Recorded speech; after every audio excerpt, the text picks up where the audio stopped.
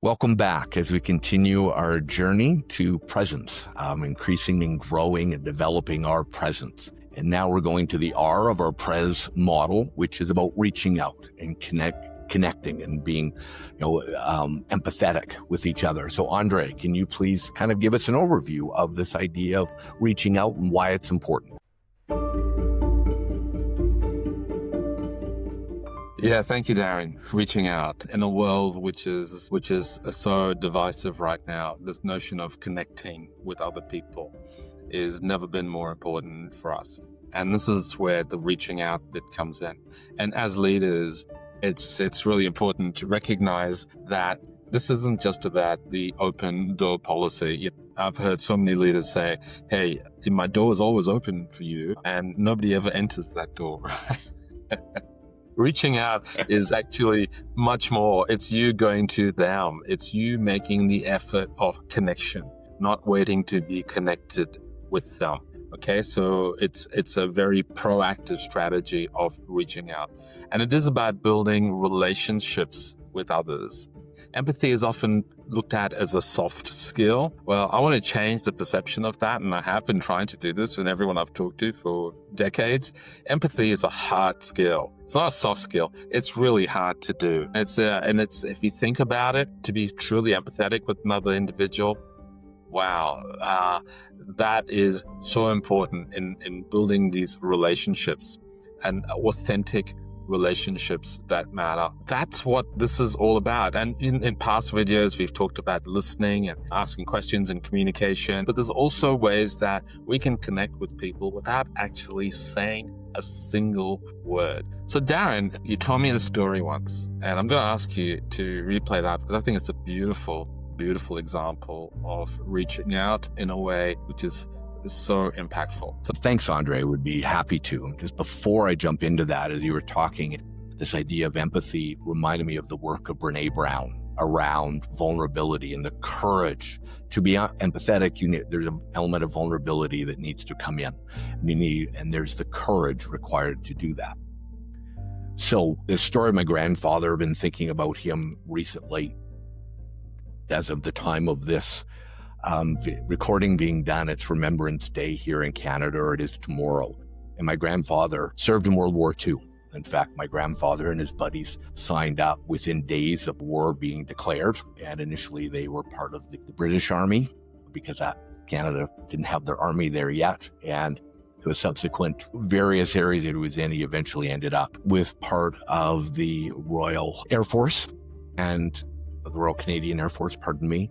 But he was a bombardier. So he's the one that would sit in the front of the plane, the little glass thing. If you've ever seen the big bombers, his was a Halifax, but there's, the big bomber, and he would be the one that would drop the bombs. There's one story, he ran numerous missions, and he tells us one story, how they were returning, and they were nighttime raids. That's what Canada and the Brits would do the nighttime raids. And they were coming back, and it had been a particularly rough one. And they had been shot up a little bit, and they were almost out of fuel. They were somewhere over the English Channel, and they'd been separated from the rest of their squadron, so they were by themselves. So essentially a lame duck in the middle of the ocean, flying over the ocean, and no ammunition left. And as they're flying, they see off in the distance, initially hopeful, the outline of a fighter plane. As the plane drew closer, the hope quickly changed into fear as they realized it was a Messerschmitt, a German fighter plane, lone fighter plane, but catching up pretty quickly. And as that plane started to get closer, he was not speeding up into an attack formation. He was keeping his speed constant and was probably a little bit nervous himself as we go along the story to see how the bomber would respond, grandfather's plane would respond. And he pulled up alongside them and tilted his wings as they do. And he got beside the pilot and gave him a salute and then flew off. And so he saw them as other people, right? And didn't say a word. He had probably lots of choices available to him in that moment. He could have attacked. He could have scared them. He could have flown off, but he chose to honor them as people. And that's presence. It is. What an amazing story. And I'm choking up here, and I imagine you are as well.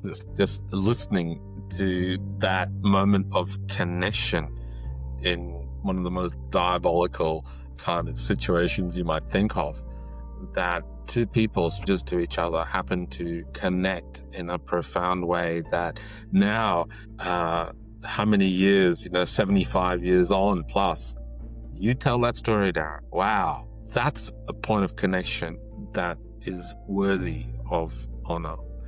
Now, all of us have these moments of connection with people, authentic connection, of reaching out, because as the fighter pilot did, reached out in their way that, they knew best to acknowledge the other person. And as you think about your life, there are probably these similar moments of connection you have with team members, with your boss, with colleagues, with friends and partners and spouses and children. With presence, the idea of that is to make those moments of connection intentional as best you can. Yes. Not the open door policy of waiting for people to come and see you. That's very reactive. Reaching out is about you being proactive, is entering and being very intentional about having this emotional and authentic connection. Don't fake it, authentic connection.